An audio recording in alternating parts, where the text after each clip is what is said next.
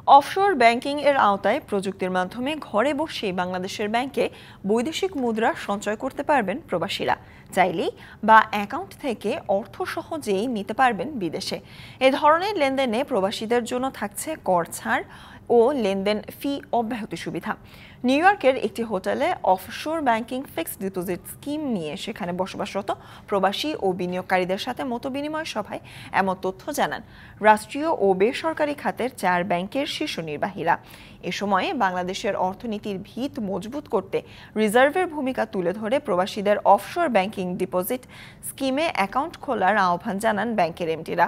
বলেন, যুক্তরাষ্ট্রের ব্যাংকগুলোতে ডলার রাখলে এর বিপরীতে সর্বোচ্চ 5% হারে যে মুনাফা দেওয়া হচ্ছে তার তুলনায় অন্তত 4% বাড়তি মুনাফা দেবে দেশের ব্যাংক খাত।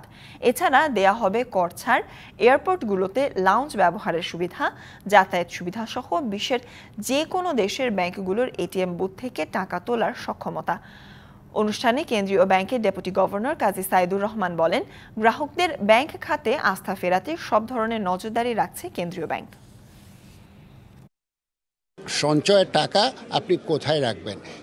এই সমস্ত দেশে স্বল্প সুদে রাখবেন, না বাংলাদেশে আরও অনেক বেশি সুদে রাখবেন? নিজে টাকা পাঠাবেন, নিজেই এই এফডিআর করবেন। 3 মাসের এফডিআর না 3 বছরের এফডিআর না 1 বছরের এফডিআর, হি উইল সিলেক্ট। আমাদের ব্যাংকিং চ্যানেলের মাধ্যমে তারা এফডিআর করতে পারবেন, ফিক্সড ডিপোজিট করতে পারবেন, এবং এটা খুবই একটা ভালো একটা কম্পিটিটিভ। ওইখানে টাকা রাখলে যেরকম সে টাকা তুলতে পারবে, জমা দিতে পারবে, এখানেও সে একটা অ্যাপ ভিত্তিক একটা ডিফারেন্ট ব্যাংকের সেখানে সে জমা দিতে পারবে, সে ইনস্ট্রাকশন দিয়ে আবার এখান থেকে টাকা যেখানে খুশি সে নিয়ে যেতে পারবে, অথবা তার কোনো নমিনেটর যদি থাকে তাকে দিয়ে তার মাধ্যমে এটা ডোমেস্টিক মার্কেটে সে এটা ইনভেস্টমেন্টও করতে পারবে।